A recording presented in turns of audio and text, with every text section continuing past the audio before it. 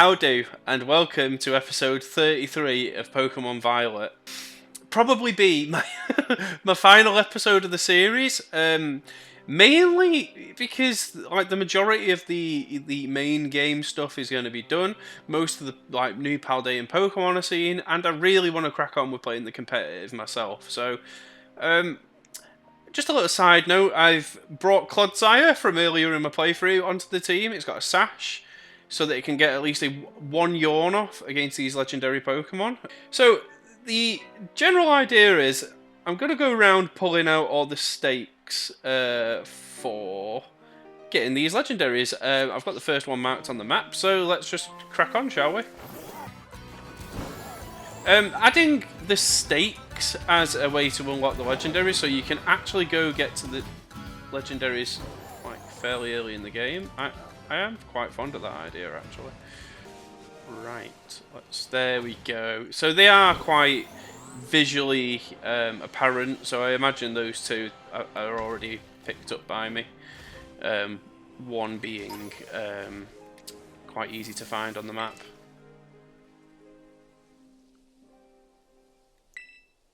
Yep.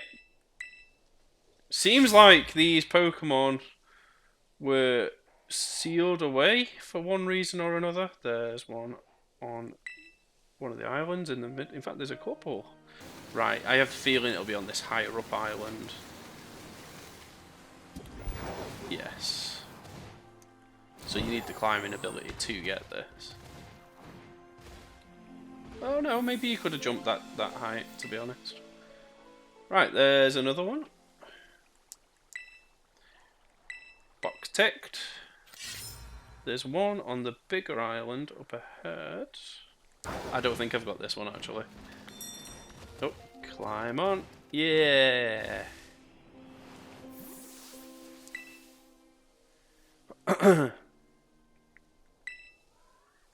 Yes, I will. Right, so that's one more.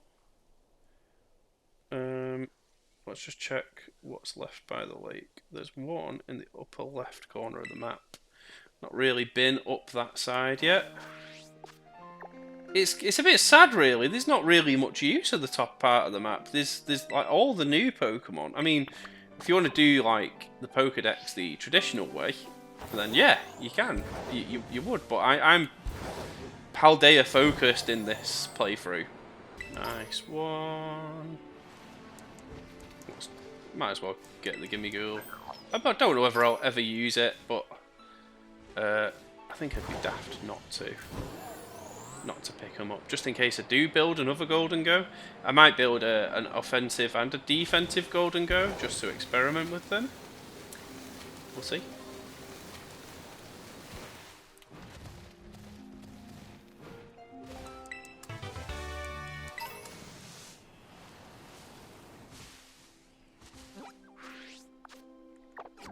Okay.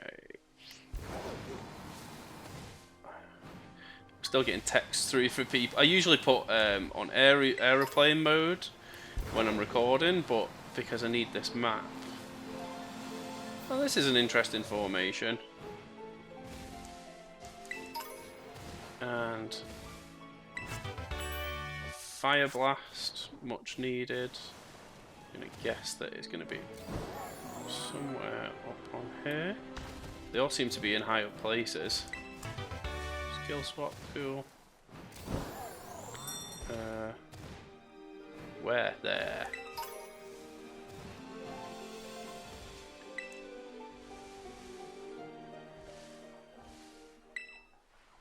Yes, let's do it.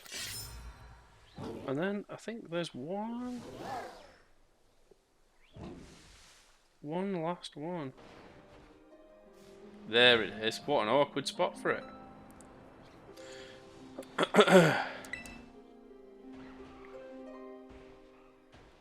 Yeah. Is that the last one? Let's have a look at this and see what happens.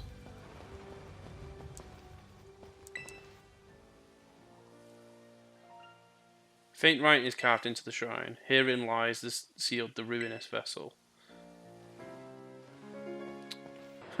I'd love it if you pulled the stake out and it was just like, rumbling, rumbling, it's coming. Let's go.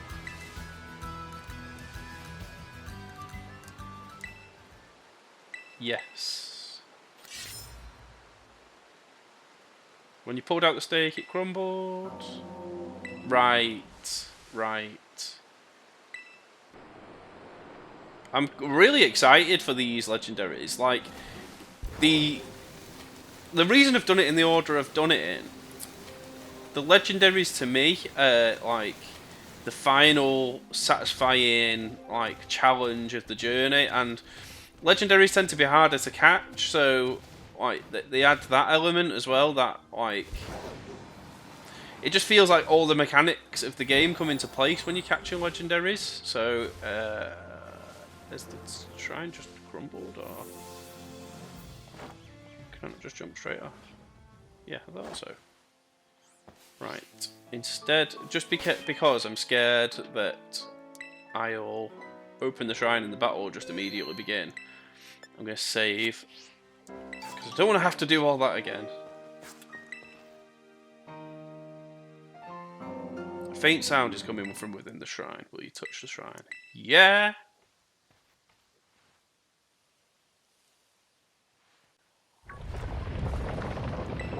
Rumbling, rumbling, it's coming.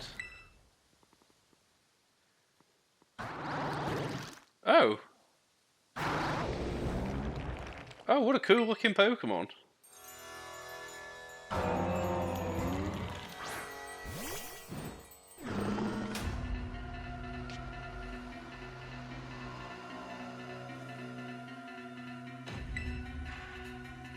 Oh. The music's actually like pretty like pumped. Right, let's start chucking some Pokeballs. I'm gonna have to buy some before the next one. Didn't realise I was so low.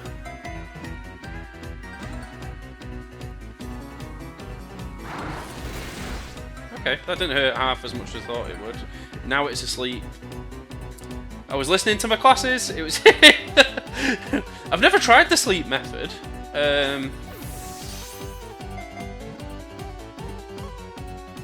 I definitely should more often though. Like, that was already good progress with catching.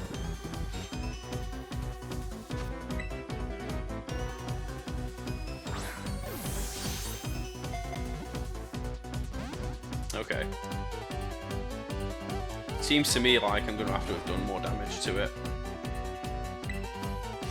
Problem is, I don't want to poison it because it could die really quick. Let's try a Mega Horn and hope it doesn't kill it.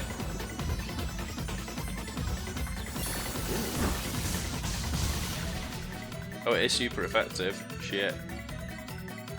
Yeah, let's just go back to catching.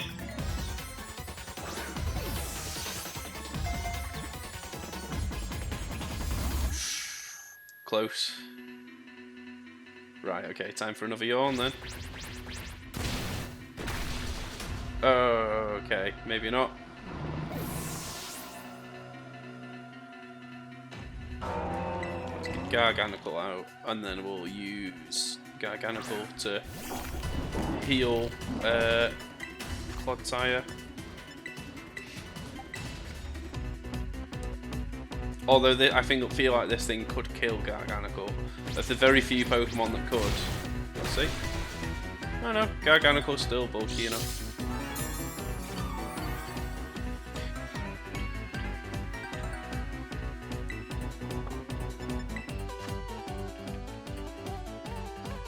Let's go for a max potion.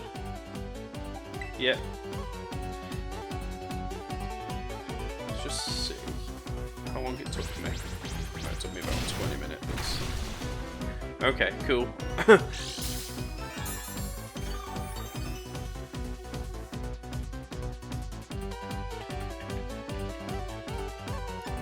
Right, what do I do?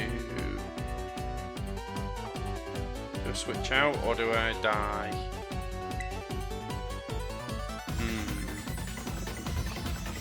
If I switch out to a Pokemon I think it could easily kill. Probably Ceruledge, right? Or I could have gone low kicks and done a U-turn, but I'm scared of killing it.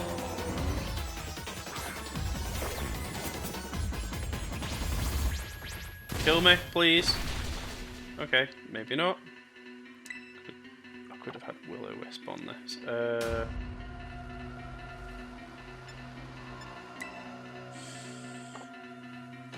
Do you know what? Let's take the opportunity just to heal up Garganical, just in case I need to do that round again.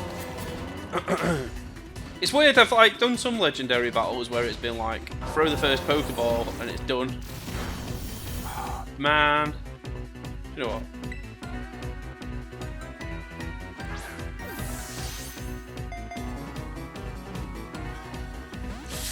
God damn it. Right. Okay. Now we can go back to our other strategy, and it being asleep is much to my advantage. I think putting it to sleep also reduces its chance of running out of moves too. I wonder what typing it's going to be. I'm going to hazard the guess at Rock Steel. When I saw the sprite for this online, I've got to say I wasn't really impressed, but seeing it in game now, it's actually a pretty fun design.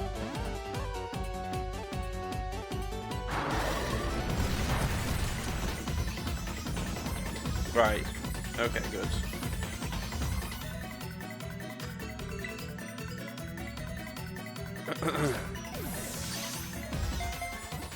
Come on. Oh, god damn.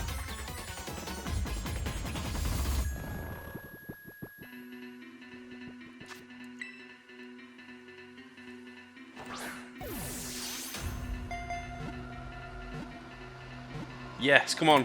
Yes! That's number 1 of 4. What a cool Pokemon. Oh, it's Dark Ground. It slowly brings its exceedingly heavy head down upon the ground, splitting the earth open with huge fissures that run over 160 feet deep. Awesome. I'm a fan. Let's have a look though. Around here somewhere. There it is. Okay. Didn't have this one.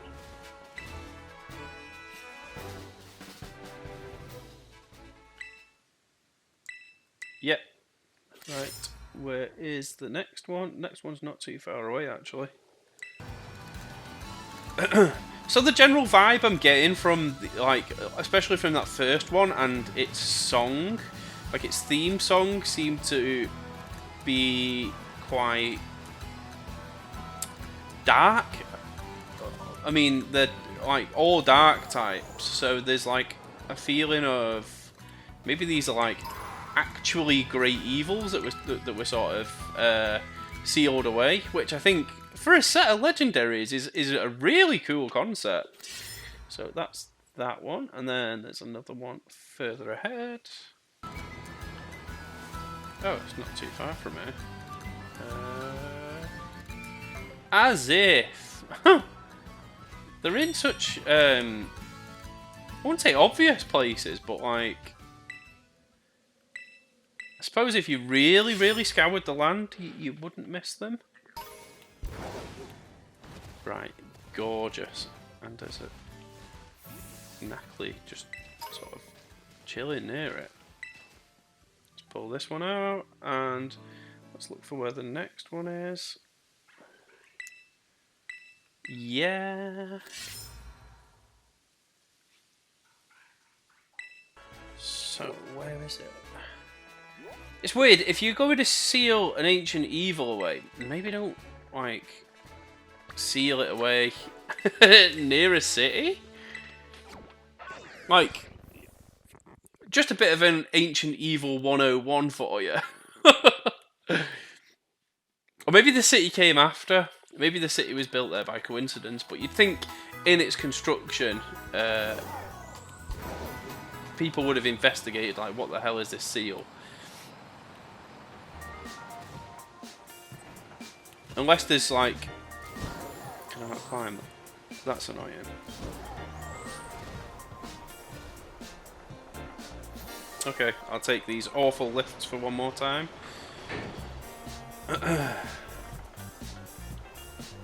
Why does it need to show this animation?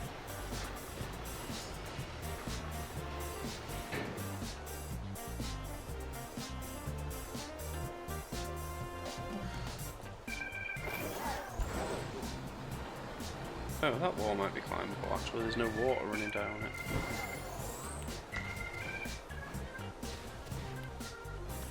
Yep, quicker than the animation. Right. Oh, there it is. Yeah, it's literally like right behind the gym. You're telling me nobody saw this?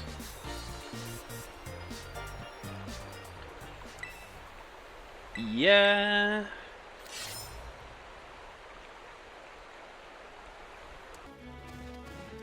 Oh, there it is. See, you have to have a real keen eye for these. As much as they're glowing, like, there's no way I would have... Well, I didn't spot that on my first try. Yeah, let's pull it out. I think that's it. It should be in here. It is! Oh my god, I've searched for over a fucking hour for this. Oh! What a goddamn nightmare.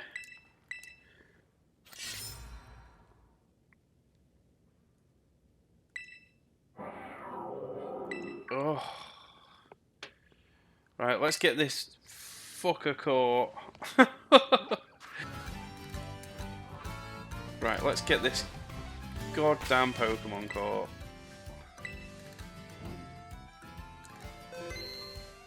Yep.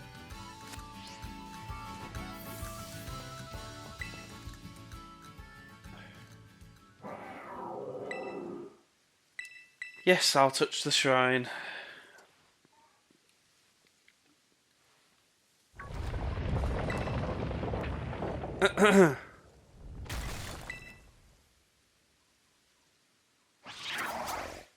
That is such a cool looking Pokemon. I have one pet peeve how I would improve it. It would be a sword. Oh, saying that. It wouldn't have the hilt on the sword. It would just be two blades. But I guess it wouldn't work well with the concept. The fact that its fangs are the cursed blade. Ooh. Well, that's not going to work. I'm yawning you.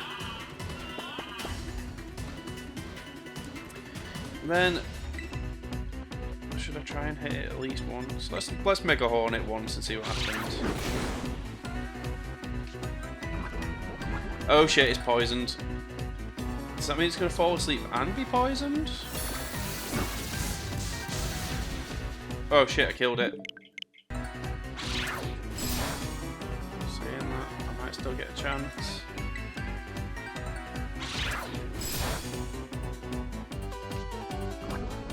Right, okay. I don't know whether I can yawn now. Yeah. Guess I'm just chucking Pokeballs at it again.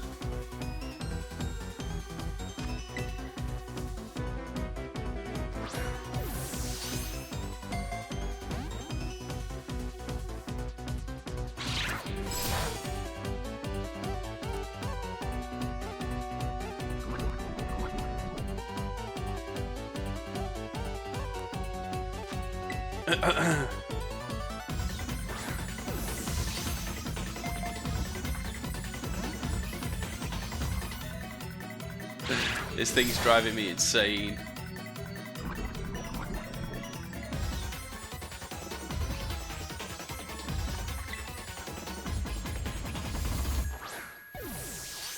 Legendary Pokemon are funny because they'd rather die than get caught. Well, most Pokemon are funny like that, actually. Like, they will ride a status effect out until they're full on gone. It's just like, I'm not giving in.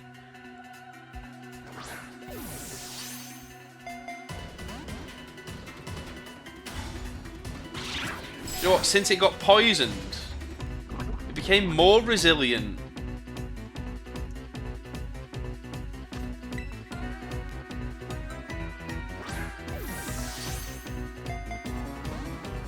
God damn it. We'll die next couple of turns. Might even be next turn. Oh. It's not actually damaging it as much this time, weirdly. Come on. Fucking hell.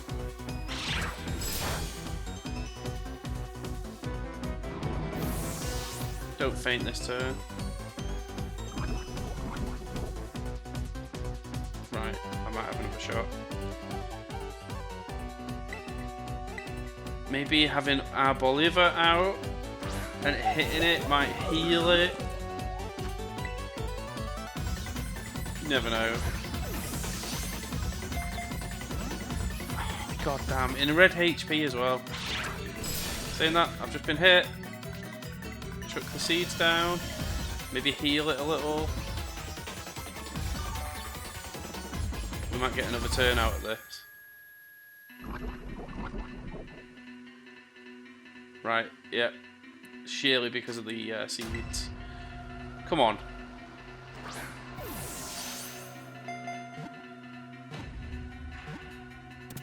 Fucking hell! Fucking hell! That took far too long.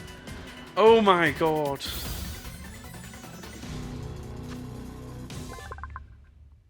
The hatred of those who perished by the sword long ago has clad itself in snow and became a Pokemon. That's cool. That's a really cool concept. Nye. I don't think I've got any of these stakes, which I'm kind of thankful for after my experience with the last one, because the last one took me too long to do. So Chi-Yu is this sort of fire type goldfish, which conceptually is very strange, but like when you see how this Pokemon's been pulled off, it's actually really cool. Let's have a look. There's a stake.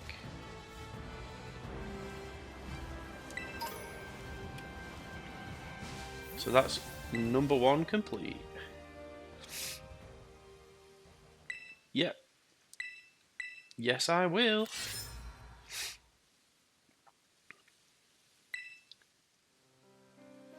Makes you wonder what the Pokemon is that sealed all of these guys away.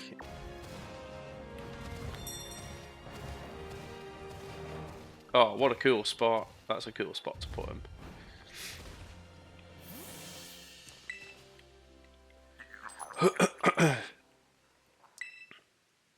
Yes, yes I will.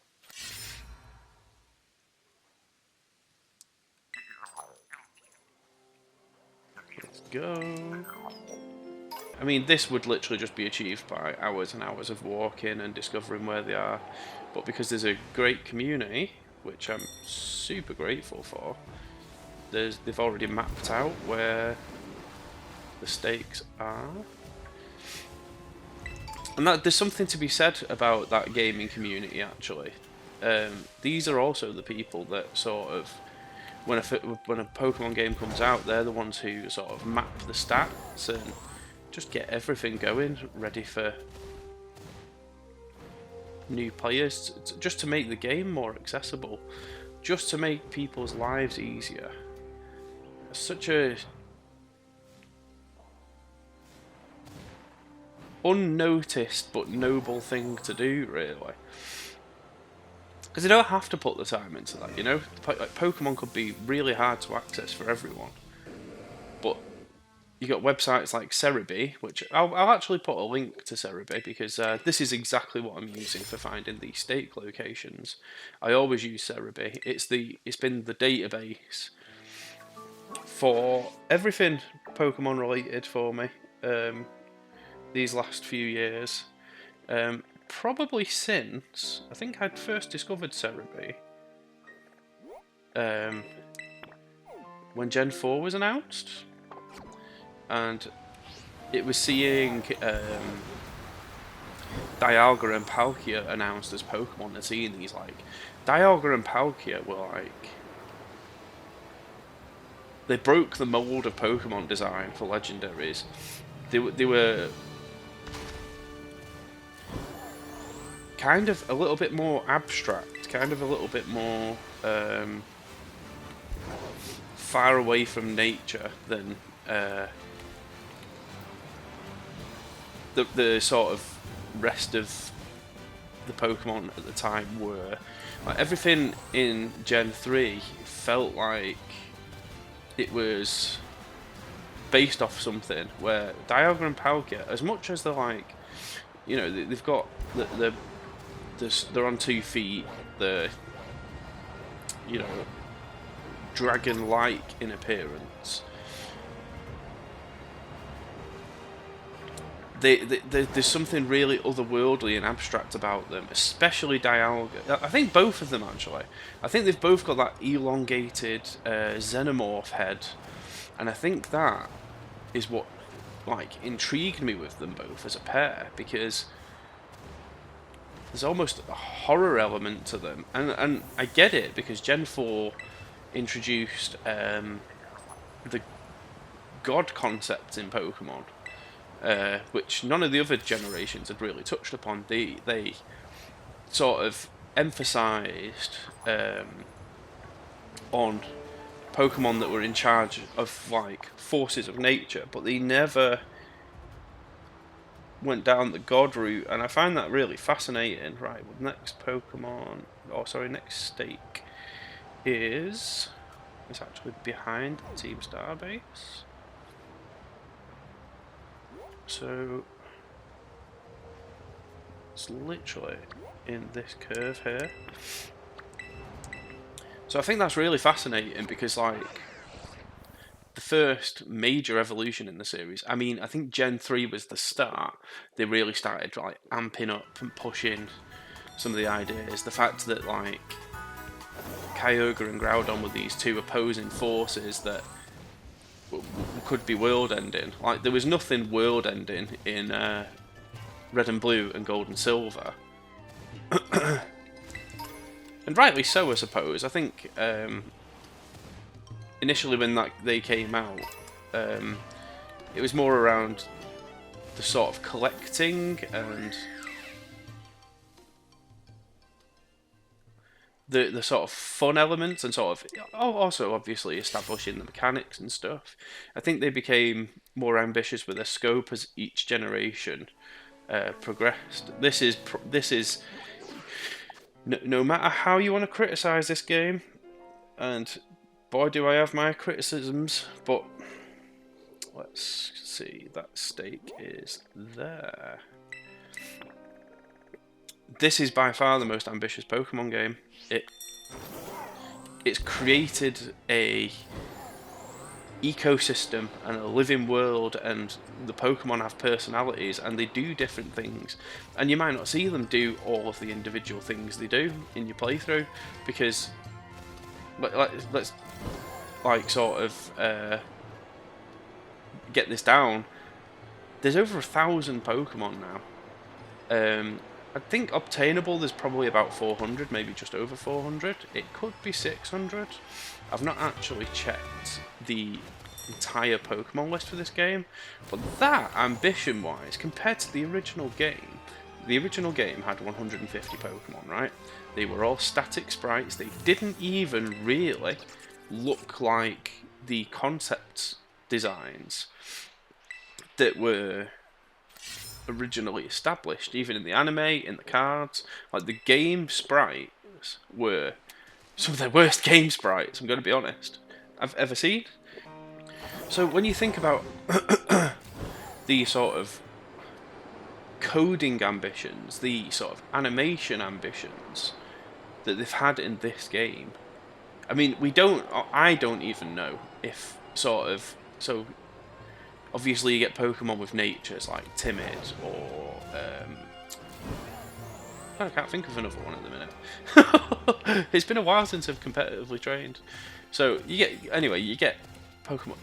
We don't actually know whether those Pokemon behave a different way when they're in the wild.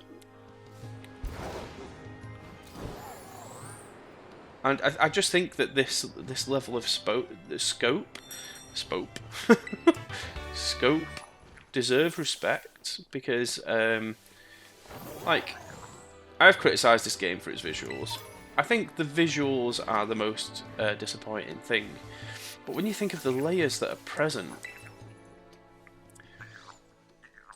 this game now. Gen 1 and 2 were probably games that could have been developed by indie developers. They could have been developed by like a very small team of people. This game actively needed a large group of people to work on it. Right, Levincia. This one's quite out of the range. And again, I'm going back to that theme of collaboration and cooperation. I see far too many posts these days of people saying, "Oh, I'm on like all kinds of social media accounts and." Well, obviously for like promoting my channel. It's weird, like sort of controlling a game and talking at the same time. You'd think over 100 episodes in or videos in, I'd be used to this by now. But anyway, so I see a lot of posts where people are saying like waiting for the fall of society, and I see those posts and I think you really don't understand what society is if you're ready for the fall of it. Like, the things that you love that are made, the products that you enjoy, the experiences, like Pokemon, like any collaborative effort, which I think any video game is a collaborative effort. And I think Pokemon as a series sort of emphasises that more than anything. That oh, that was weird. It didn't pick up the item, but it did the stake. Probably too close together. The act of cooperation and sort of teamwork and there we go, cool. They're necessary for the so let me just get my thoughts together. So the act of collaboration and cooperation, those acts are necessary for the things we currently enjoy in society. Without groups of people being motivated to create certain things or to establish communities, if society falls, so to speak, all the things that we find joy in, they fall as well. And I think it's a strangely nihilistic ideology to have. Everybody deals with nihilism to some way. So for those of you who don't know, and Jesus, like we're getting on a deep one here. Hey, it's the final episode. Maybe I'm just a little emotional, but the act of nihilism, or the sort of nihilistic thought process, is that everything is pointless. And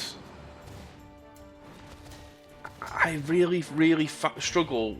Sometimes I think we all struggle with those kind of thoughts, right? Well, what if there's no point in me doing these things? Like, I'm currently doing a YouTube channel with like nearing 150 subs currently. Like, by the time this comes out, that might have gone up, that might have gone down.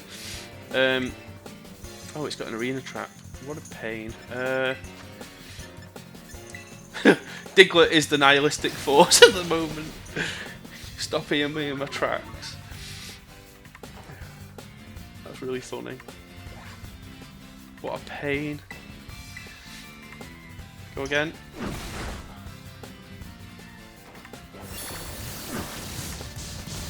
Please just take it out. Okay, cool. So, when you live a life where you feel like there's no purpose, you struggle to find meaning in anything. But the meaning's all around you. It's just whether you're capable of seeing that or not. Ooh.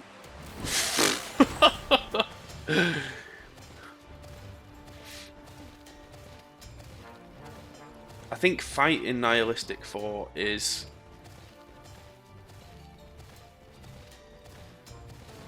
the only way to sort of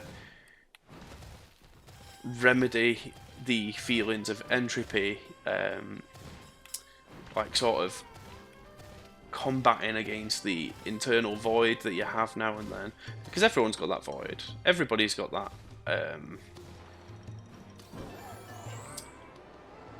Well, because we die, basically. Like there is a part of us that's like, well, what's the point?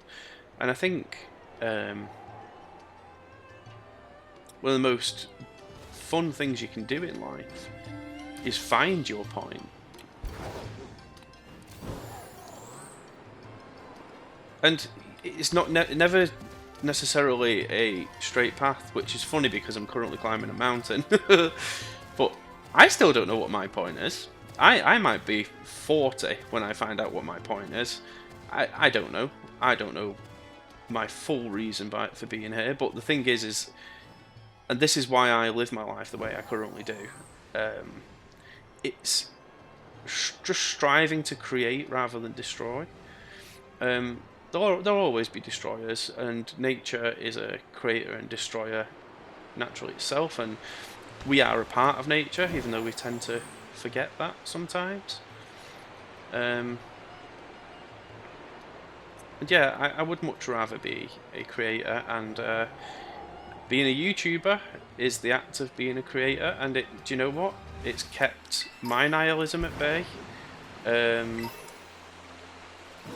Where is this shrine? This is well hidden. It used to be art. Now, because I've clung on to YouTube for such a long time, I do want to sort of hold on to it because I do enjoy content creation. But I've also found like my love for art and appreciation for art growing again. I suppose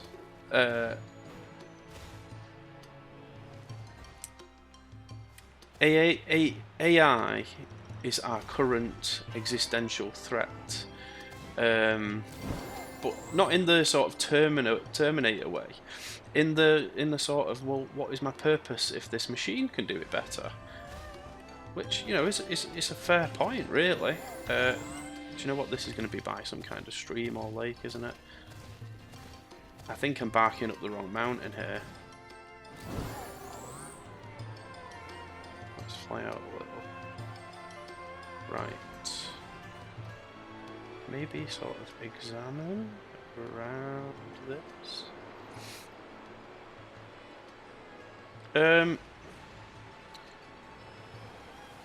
I'm trying to get to multiple points at once, and I suppose I'm like, I've sort of got so many conversation threads going at once, I'm sort of like lost among them. But so my relationship with art has been a rocky one for,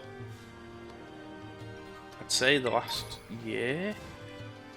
Only because it's a tough industry. It's a tough industry to get in. And I've said numerous times to people, I struggle with finding the joy in it again.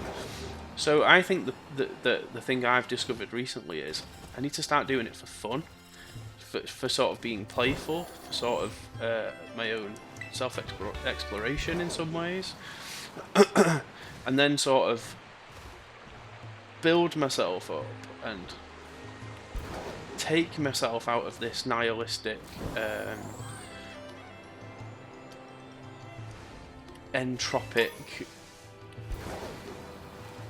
mindset, and just sort of remember why, like, as a child, you don't like, I've got a niece who's a very good artist, and my other niece and nephew are like, well, my other niece is very young, and my nephew is younger than my niece. She's the eldest. They're all very good artists, and I think, well, why do they do it? I mean, like, there's probably an element of admiration, but there's probably also an element of they do it for fun. They do it for a sort of exploring their own ideas and their own perspectives. Like, Caitlin, my niece, will draw things that I wouldn't even think of drawing. And that's because she has a different use for drawing, really. Maybe this here is a cave. I think this here is a cave. Is... Oh, what a sneaky place to hide it. Right, cool. A lot of wild Pokemon around here. And, you know, sometimes as adults, we sort of forget that the reasons we originally did things.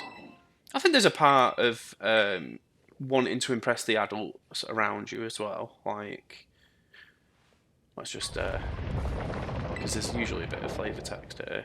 Or is it just not gonna? Bang! So cool. Such a cool Pokemon design. Splashy!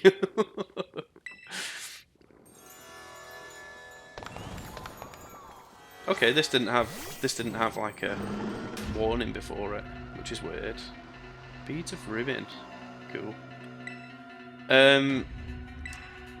So yeah, what I was talking about, the kids and their drawing. So they don't need a driving force to sort of do it.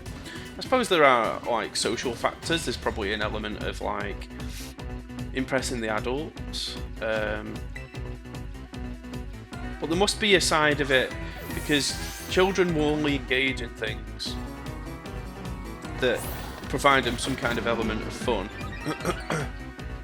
No, that's not necessarily correct because we have schools too, but in their own time, they'll only engage in things that they sort of, or they'll only move towards the things that they're comfortable with and that they find fun. And you know, drawing's a big thing, like colouring books are things in restaurants, like socially, we're very aware that to sit a child down and like have them not be screaming or something sometimes is them having something to engage with, which often tends to be a colouring book. Like a colouring book is often seen as like a childish thing. That's really interesting that that's sort of integrated into society, but then as a whole, like we look at people with like art degrees, for example. I've got a graphic design degree. Almost like it's a lesser degree, and then when you look at where art sort of fits into the foundations of society. I mean, artists were required to make this game, for example. It sprang up, so I'm going to switch to Garganical actually. I'm going to guess it's using bounce. So I think the point I'm getting to is I forgot my reason because I saw this exterior issue, which is really AI art. It will and it won't affect me. It doesn't impede my ability to create art. It doesn't affect me directly. Copyright-wise it might, because it might steal from my concepts or my style. That's something that we need to address in society, but on the whole, it shouldn't demotivate me from creating art, because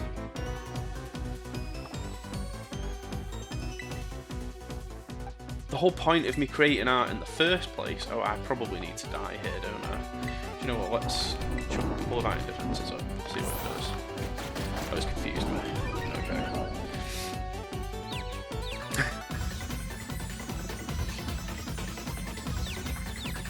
So the point of me doing art is for my own self-exploration. It's for my self-development. I have a checklist of levels of sort of study that I want to get at, and it's huge. And I've kept that map because I just felt like it was a good basis to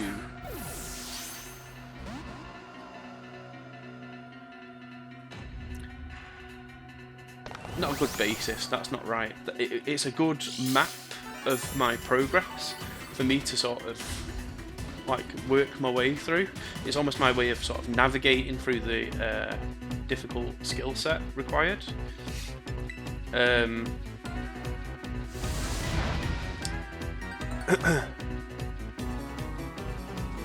overall, I am quite excited to be getting back to art. Recording 2 YouTube series has affected that to some degree, because a lot more of my time has been editing and video editing, and I actually didn't realise that stepping up from just recording Elden Ring to recording Elden Ring and Pokemon would be significantly more work. Like, part of the issue is I have to use a capture card for the Switch, and my capture card is quite dated, and yeah, that's my own fault and my own problem.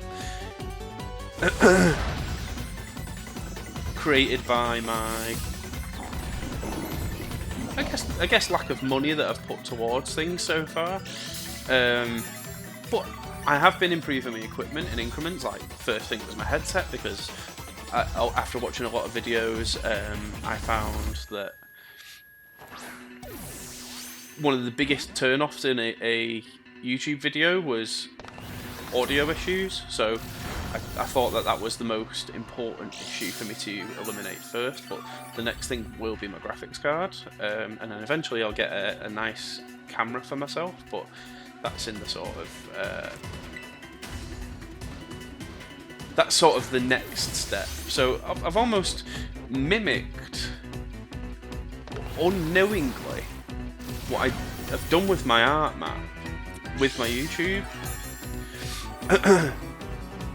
So the point I was getting to with that is, once I finish Pokemon Violet, I'll have like this when I get to this stage here, this will be a few months from now because of how much I've recorded in one go. Which I'm glad for, actually. It's nice to be nice and ahead. It also means that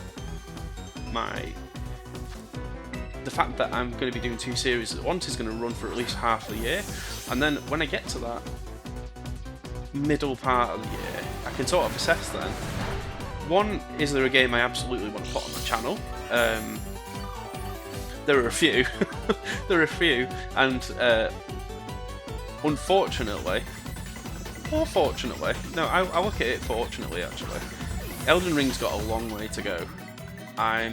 At this stage, I'm approaching episode 50, which the game is supposed to be about 100 hours long, so I'm roughly near the halfway mark, which means there's potentially another year of Elden Ring ahead, and there's the DLC that's been announced, which, to be honest, I'll wait till I've seen a trailer. I'll wait till... because I can essentially treat the Elden Ring DLC as another series if I want to. It depends whether... so if the DLC release date comes like roughly when I'm gonna be nearing the end of the campaign, which I think it probably will. Let's use a recover then. Oh, of course it hits. Not hard enough though. Maybe to sort of keep my Elden Ring series relevant, I should sort of stick at Elden Ring. Which I'm cool with, because, like I say, I've been enjoying the journey so far. I know, I don't want to attack it. I don't, especially with the rock type move, I think it'll just kill it.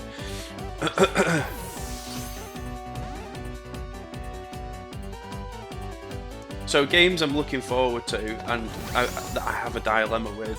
First one, Golden Sun on the Switch. I really don't think that I'm far from the release of that being announced.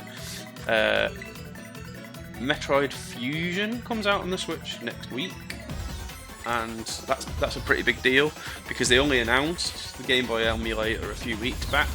So the fact that they're just going, here's one, here's one, here's one, is like indicative that they might actually be putting these out quicker than we thought. So, and Golden Sun was in the lineup in the trailer. So Golden Sun's one. Final Fantasy VII Remake Part 2 is one. Thinking of renting a PS5 just to play that and put it on my channel, because I'm so intrigued with where that series is going to go, that new trilogy is going to go. Part 1 was a roller coaster of mixed feelings. Mainly because they didn't completely stick to the original formula. There were elements of the original formula dotted throughout, and I think it will be really good for my channel to just have me sort of reacting to, because after part 2 we'll have a rough inkling of where they're going, because like 2/3 of the story will be done, or at least we assume, you know, we are assuming that this will be a trilogy. It could end up being a 5-parter, a 6-parter. I would be very surprised if it went beyond a trilogy. But then there's a part of me that's like, oh, if they did 5 or 6 games, could they tell a more epic tale? Could they go further than the original game and then sort of outclass the original game? It's a funny thing, I've got a bit of a strange relationship with the Final Fantasy VII Remake, because the battle system is so much more satisfying.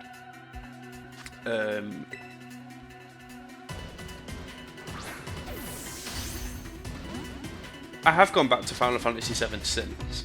I still enjoy it for what it is, but it doesn't quite line up with like actual hacking and slashing at your enemies and choosing which material you're using, and the bosses are obviously a lot harder because they've got bigger health pools, they've got more phases, they're just like extremes of the originals.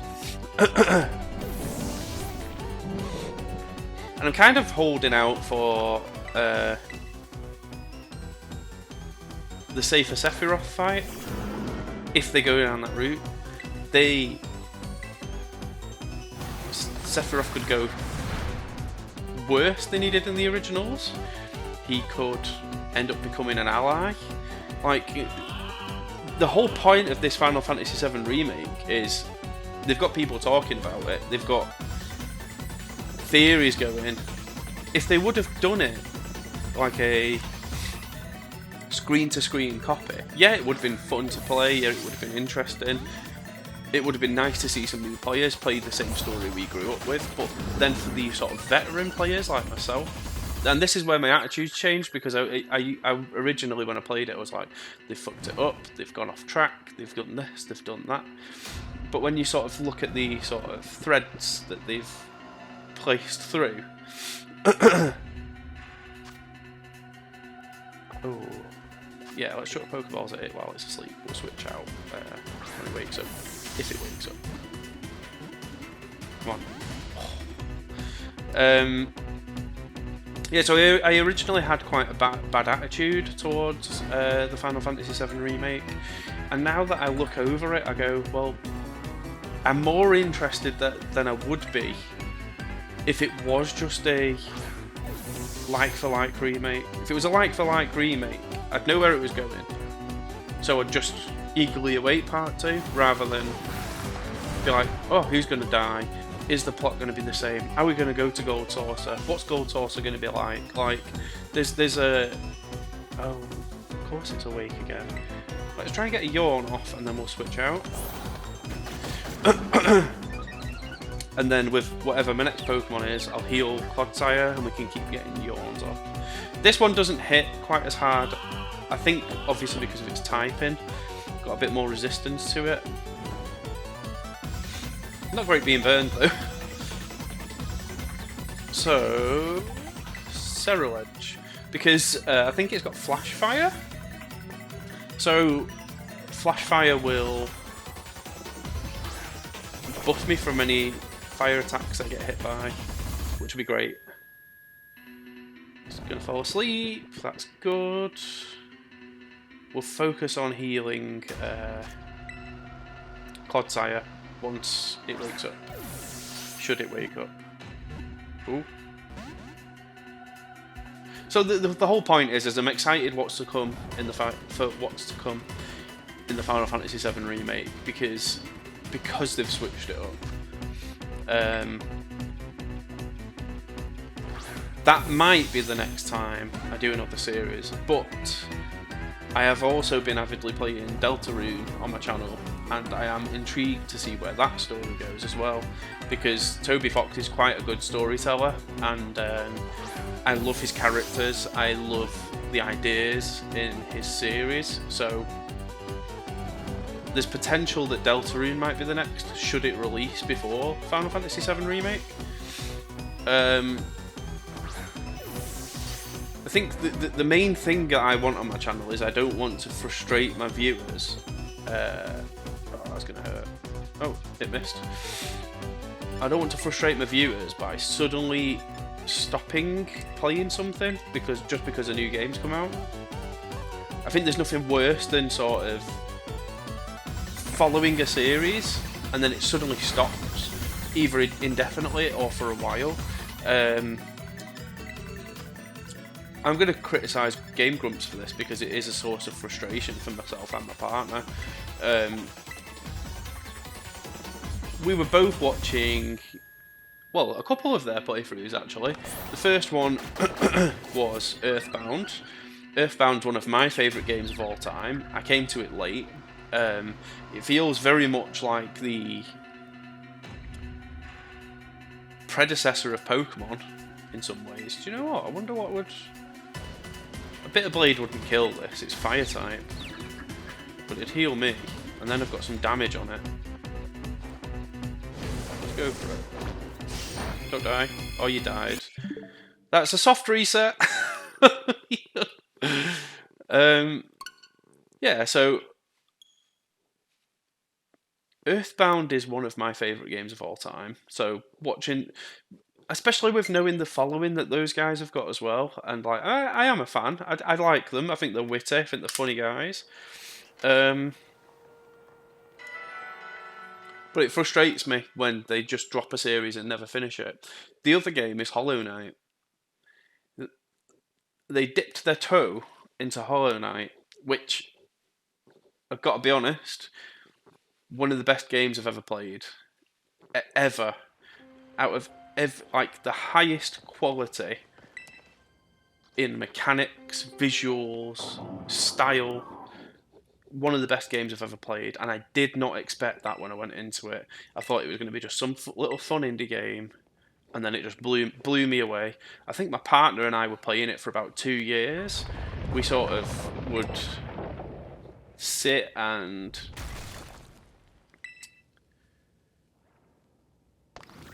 maybe do like a couple of hours session each where we'd take turns with the pad and like attempt new bosses or new pathways, and my partner's quite good at like traversing the maps where I'm quite good with the fights and the bosses, so we worked as quite a good team through it as well, which was fun. But yeah, they just suddenly stopped with it for some reason, and I don't want to be one of those YouTubers, and that's to my detriment in some ways, because like, this is my final episode of Pokemon. Now, I'm a huge Pokemon fan. I love the competitive, I love the revealing of the Pokemon, I love exploring a new region. Most of the experience of Pokemon is one of my favourite things to do gaming-wise, and holding back... speaking of holding back on completing the game and just going for it with the competitive has been really challenging for me, because like Jamie in work, who comments on a lot of my videos, he's commented like he's got so many shinies, he's like so much further into the metagame than I am, and I've had to sort of like hold my ego and go, right, you're not just playing it for you anymore, you're almost kind of playing it for your audience as well. Which I don't mind. Like, why didn't it fall asleep? Or did it just really hit me hard? No, nope. Okay.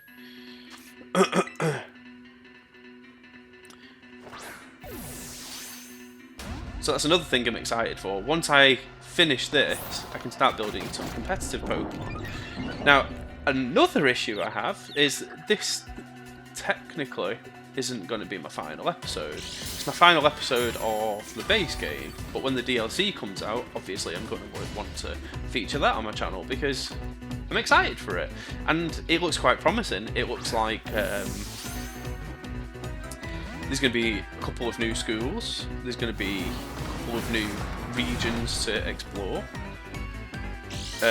which are going to act like different countries, which I'm going to hope will have more than just like a handful of new Pokemon. I'll be super disappointed if they do what they did with Sword and Shield again, where they go, here's a Slowbro and 5 Legendaries, and then more Pokemon imported into the game. I understand from the competitive side that like introducing more Pokemon and more variety opens some more strategy. Oh yeah, I probably need to heal Clodsire.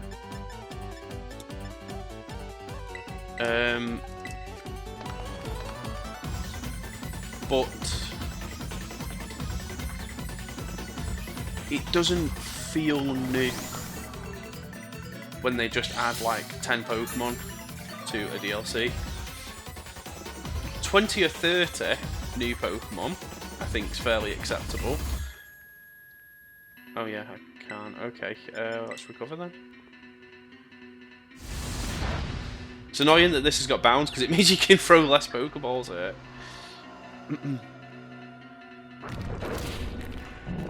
Oh, okay.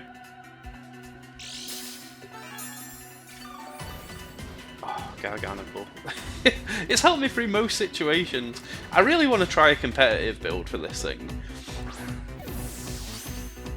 I want to try my own competitive build as well. I don't want to sort of follow what other people have done. I want to look at it, I want to look at its stat block, I want to look at its moveset, and I want to come up with my own build. I've got a Champions build in my box that I got as a mystery gift, which is a fun thing to have for comparison, and obviously I'll experiment with it, but I want to experiment my own way with it. Mainly with the fact that it's got ridiculous defences, and that combined with it being able to change its type, I think could mark for some quite devastating strategies. Ooh, oh.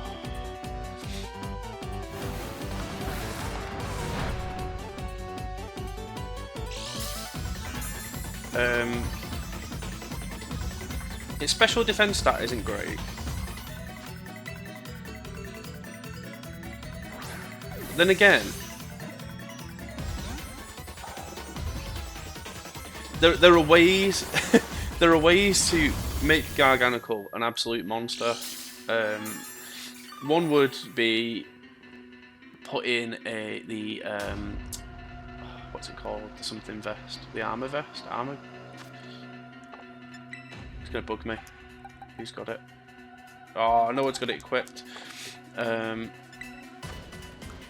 It won't let me look here. Never mind.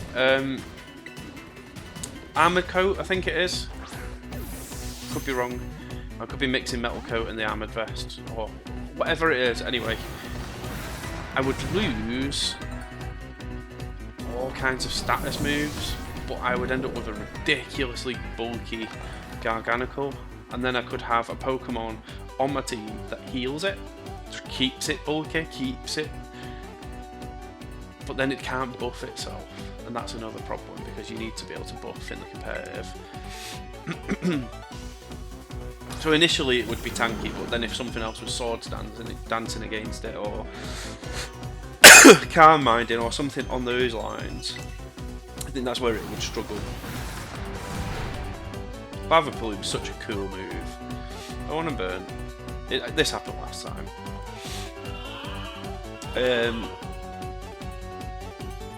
I think Garganical is this well, it almost definitely is this generation's Colossal, and I really liked Colossal last gen. It just, again, its stats weren't great, and Garganical stats are better, and it can change its type because of Terra Terrestrializing. Just the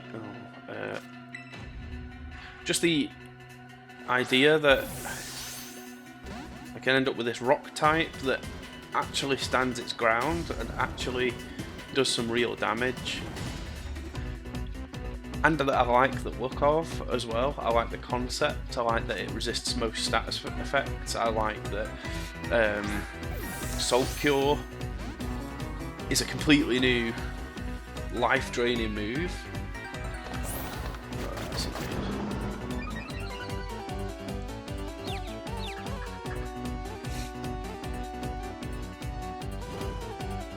That could probably one-shot me now if it wanted to, so it's time to switch out.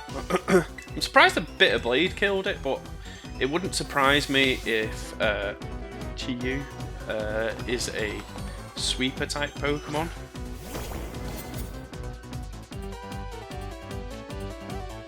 Yeah.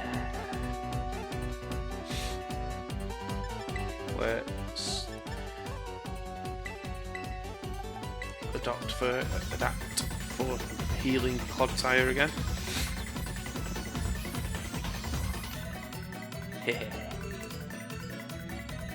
So that's 25% of its moves not working against me, which is a great advantage to have.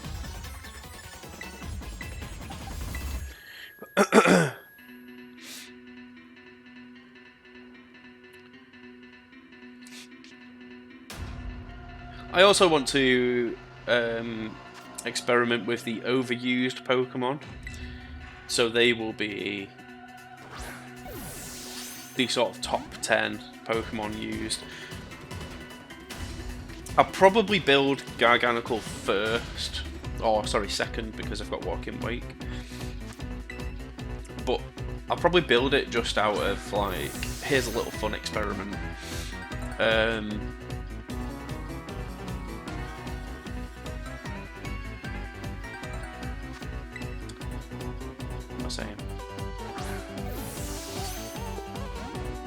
And then I'll probably build like the sort of generic metagame Pokemon, because I've resisted in the past. I've resisted because I've not liked the Pokemon that have been in the top. I've not liked the idea of using what everyone else uses, but there's a part of me that's like, well, everyone uses them for a reason, and the reason is because they all connect like together strategically. And sort of, I think a smart way to be able to understand that is use them and know what your opponent's options are. And then, you know, if eventually I think, right, I don't want to use this, and this anymore, I've actually got some answers for that now. What can I do here? Do you know what I can do? I can revive Garganical, because he lasts quite a good few turns against this thing.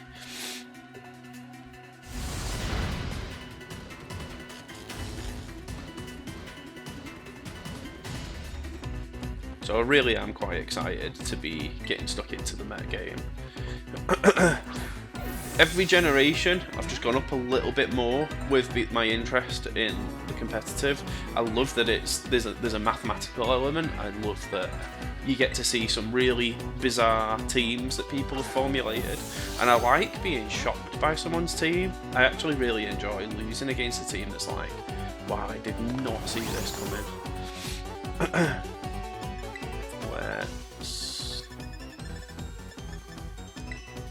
Another thing with this game that I really like, most of your potions and stuff come from collecting on the ground.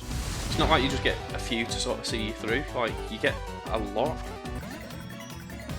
The Master Ball's a weird thing in this game. So you get it. And it's...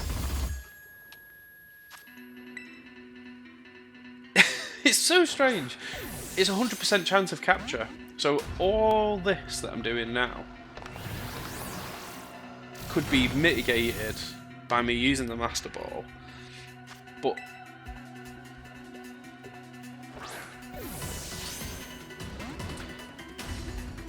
there's a complex reason why people don't use it. I think the first one is it feels cheap. Like, say I was going to use this Chi-Yu in the competitive, and it came out in a Master Ball. Just for that split second where the person sees the ball, they know that I've gone for the easy route. And I really don't like that. And I think that's why I don't ever use the Master Ball. Like,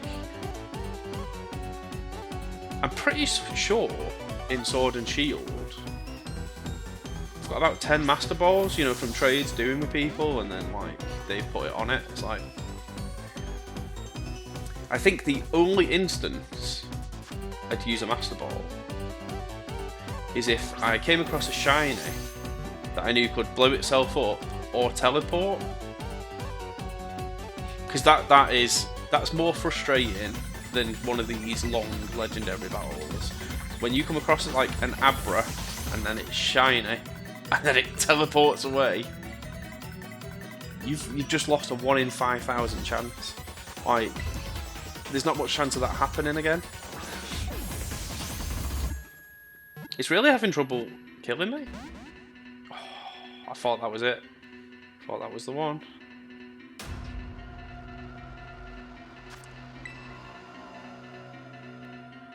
Maybe it was it putting swagger on me that made me kill it.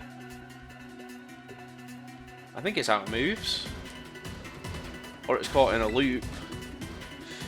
I've got a feeling we're going to get...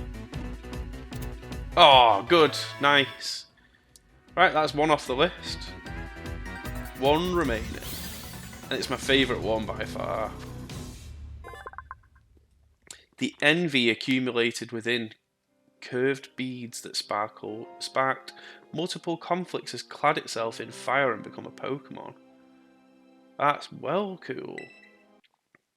I suppose the other reason I would use a Master Ball at any point would be if I came across a legendary and it was close to killing itself through lost moves, through a status effect, I'd use the Master Ball then. Because again, that 1 in 5,000 chance, or initial 1 in 5,000 chance, people can soft reset against legendary Pokemon for days. I don't have the patience to do so, pardon me. And so, for me to come across a legendary, because of my sort of lack of patience or will to soft reset, it would almost be more sought after by me, because there's less chance of me getting it. Oh, well, wasn't that convenient? So there's definitely one I've not got. Get the Gimme coins. Pull out the stake.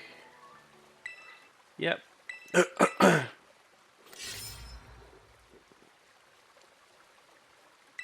Yeah, let's go. Right, next one. So, I'm full of criticisms for this game.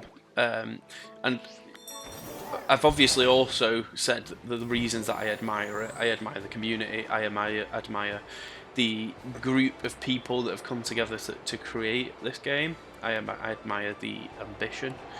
But a pet peeve is having these South Province Area 5 type names. Feels very Hunger Games, very impersonal, and it's hard to sort of discern by name what something is near.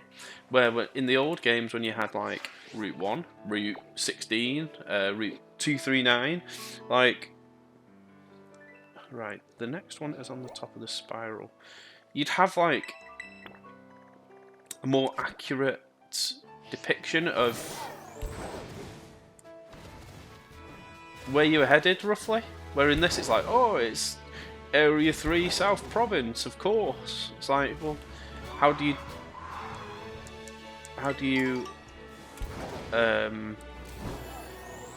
translate that?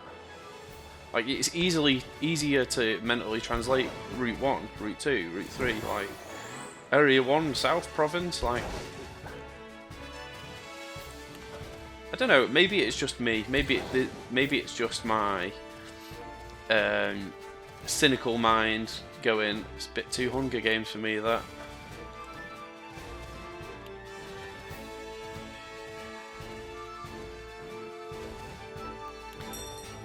Like, in the Final Fantasy setting, like, the Sector 1 slums makes sense, because it's a dystopian game. Yeah. It's a game that's... Right, so I've got the swirly one. I will go for the one near the river now.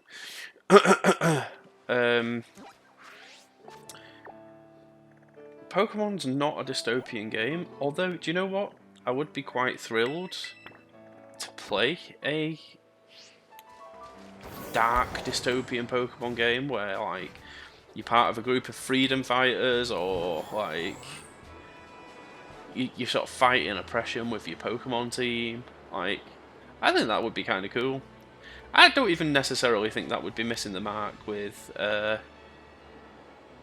the target demographic, because I think kids hate oppression just as much as adults. Something I don't think sort of some of the AAA developers understand these days. Like, Final Fantasy VII was so big because it sort of shocked kids.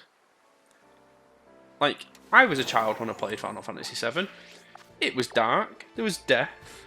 There was particular death that hit me pretty hard. Right, this is roughly where the next one is. This is turning out to be a lot nicer and easier.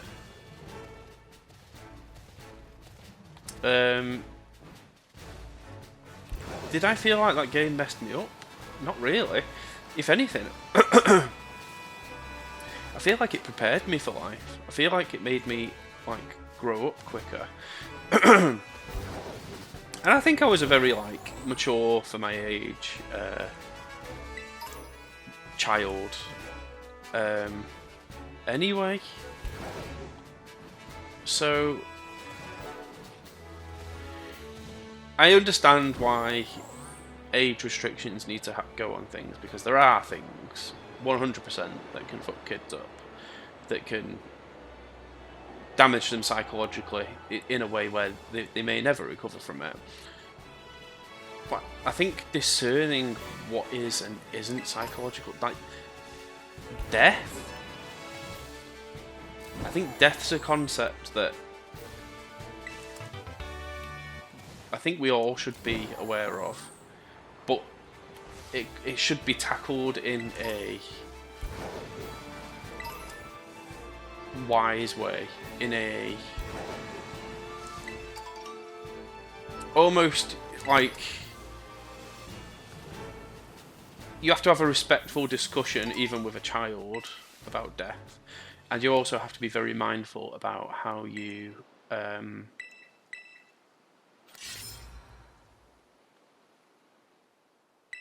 how you word things around death, because I think that's a very sensitive conversation to have. Let's have a... Okay, so that's the next nearest one, and it's in the middle of that little gravel maze, and it is...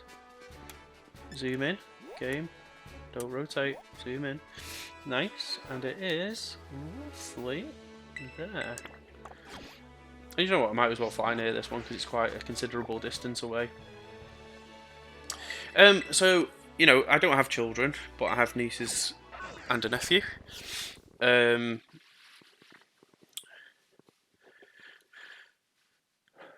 think knowing that you could die, or that anyone around you could die, and then teaching people to sort of enjoy the time with people while they are here isn't necessarily harmful. It's also a sort of good indicator not to waste your time while you are here, because nobody knows what lies beyond. Nice. They've been a really deep half of the episode, this. Nice, that's another one. I don't think I actually had any of these ones. It's a bit of a strange one. It must be really difficult when you have children to discern what you do and don't tell them about. Because as much as there's an optimistic side of the world, there is also like a dark side to everything.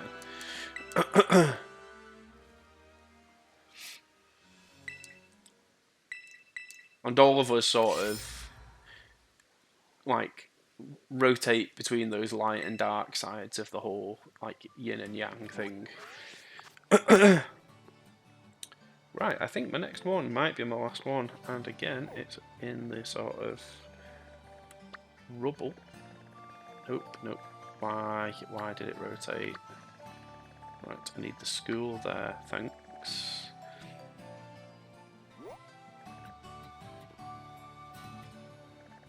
I think it's here. I'm glad I did this while I had the ability to climb. I think it would have really annoyed me if I did this without the ability to climb. So folks, if you're coming late to Pokemon Violet, you know, no judgment. We've all got busy lives. We've also got different obligations. Defeat all the Titans before you go for the Legendaries. Unless you're doing like some kind of speed run.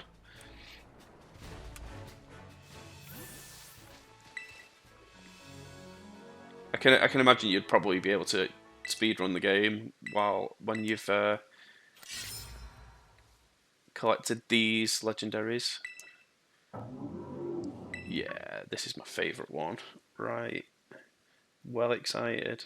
Now where is its lair? There it is. I'm excited for this one. If this one popped up shiny, 100% catch this. It's like a creepy, haunting snail. It's funny really because I quite like some of the slug Pokemon, but I really hate slugs and snails in real life. Like, I'm so grossed out by them. It's just the fact that they're sort of like these little, like, bubbly, snotty creatures. It's just like, no thanks. You can sort of stay where, you know, like far away from me, where you belong. Maybe down here? Yeah. Oh, well excited for this one. Let's save.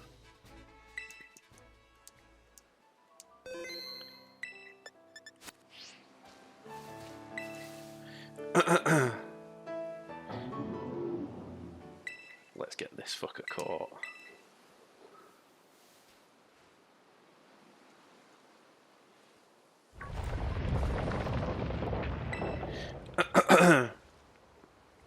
Ready for the big reveal. Oh, so weird. It's a bit like a Studio Ghibli monster. I think that's part of why I like it. Tablets of Ruin. And that buffs attack. Let's yawn it. So, in terms of design, like, I don't really usually like grass types in general. Maybe that's just because of the box they've been put in over the years. Maybe it's just the specific artist that designed them. Maybe I just thought they could have been more imaginative. Oh. Bloody hell! First go. It's my favourite even more now. Wow, wasn't that easy? It drains the life force from vegetation, causing nearby forests to instantly wither and fields to turn barren. What an absolute nightmare creature. I love it. Right, so that is the end of this side of the journey. And it feels like a bit abrupt. I was expecting that battle to be longer.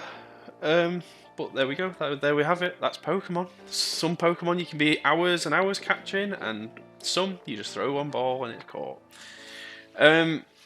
So, in terms of like final thoughts for this first part of the game, I think it's what they've done is really impressive. It's really fun. It felt different, but not so different like Sun and Moon, where I got put off and never completed it. It still had the integral elements, the pieces in place, which were like the gyms, the enemy team, like the star bases, and the Titans were a welcome new element. Plot-wise, it was very simple, other than the final section of the game, I guess. The final section of the main story, where you go after Professor Churro. I thought that was brave. I don't think they've ever been that brave with the stories before. To give such a dark ending, to kill a professor in a Pokemon game, and the Pokemon you've had with you through your journey to have been part of why that professor died. Yeah, I don't think this Miraidon killed him, but he was definitely killed by a Miraidon, and there's only 2 of them, so 50% chance it could have been this one. But it was more likely to be the other one. It was more aggressive. That was brave. And especially to leave that character arc there and then just have like a little tournament after. It's like, it feels similar to the second, this is going to be a weird comparison, but the second Amazing Spider-Man, where right at the end Gwen Stacy dies, and then the sort of final clip of that entire arc, for all we know, that could be the last Amazing Spider-Man of that continuity. And the fact that he's almost powering on through his pain, and Arven's character arc with that was really intriguing. I think Arven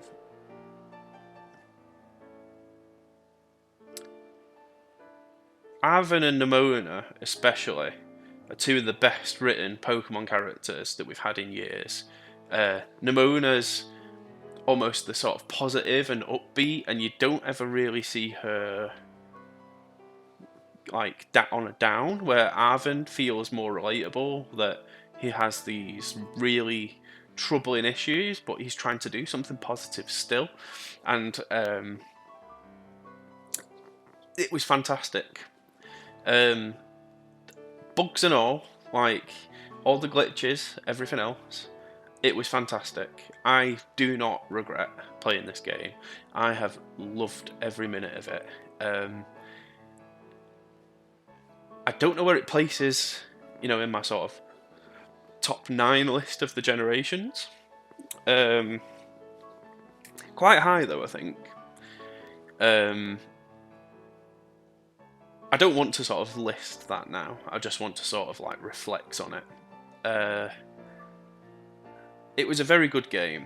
It had some awesome Pokemon. I mean, like, look at my team right now, right? Just before, like, I leave you here. Look at my team, right? Clodsire, cute, interesting, a new concept. It plays with an old Pokemon, great. Garganical, fantastic new idea and vision for the game. definitely a homage to Minecraft, but also its own unique thing. It is and isn't Minecrafty. It's awesome. Its stats are awesome. Its concept, its abilities, brilliant. Ceruledge. I think there's an element of this being inspired by Mega Man, especially the fact that Armor Rouge has the cannon arm. I think there's an element of that. Fantastic humanoid Pokemon. Great idea. Strong design. Arboliver. A Pokemon that... I liked Smoliv. Smoliv ended up in my channel banner because I liked the idea. I liked the little zigzaggy mouth. I liked that it looked like it was in existential anguish. It was like, here's another grass type. It evolved into Dolive. I was like, oh, they're going for like a slightly more effeminate Pokemon with this. Okay, interesting. Grass types tend to go to the more feminine side for some reason or another. Fine. I left it in a box for a really long time. Then I saw its third form. And I was like, it's got to be on my team. Its typing's weird. Its concept's weird. It's quite bulky, surprisingly quite bulky. It survived some hits that usually I would have expected a grass type to die from. Maybe that's partly due to its normal typing, but Arboliver, fantastic. Like, it surprised me in the end because I didn't think that that would be on my team. Golden Go, the 1000th Pokemon.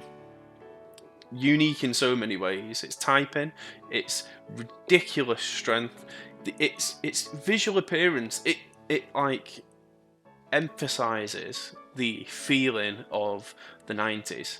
It's like the Sprite guy on the Sprite logo. He's a surfer. He's a skateboarder. He's a reflection of where this series began, and he's also like a almost poke at the capitalist means in which he managed to be conceptualized, because without Pokemon being successful, he never would have existed. That's a really, really interesting Pokemon. And, of course, Walking Wake, Paradox Pokemon. What can I say about it? This is the second generation in which they've started to redesign and reconceptualize some of the original legendaries. In Sword and Shield, we had the Galarian, Zapdos, Articuno, Moltres.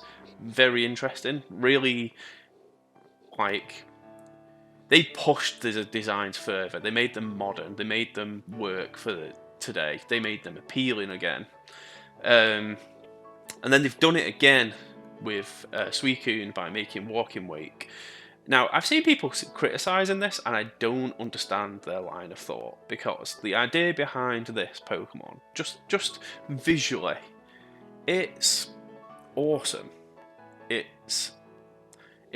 breaks away from what that original Pokemon was, which is the whole idea of a Paradox Pokemon. It's like it's kind of familiar, but it doesn't make sense. The twin tails, like there's a sort of abstract feel. It's like it's a play on what Pokemon has become. It has become a reflection of itself almost, and that's why we get these like rehashed new versions of things, like the new Tentacool, the Toadstool, and the new Wooper. The idea of regional variants, and then you've got these like strange abstract Pokemon. That's a modern Pokemon thing. That's not something they've had since the start, and it makes me excited for where things are going to go, and it makes me excited for the series in general, because beloved Pokemon that are irrelevant can then become relevant again, and there's almost a feeling of like rebirth around some of the new Pokemon concepts, and maybe it was like a rebirth for the series as well.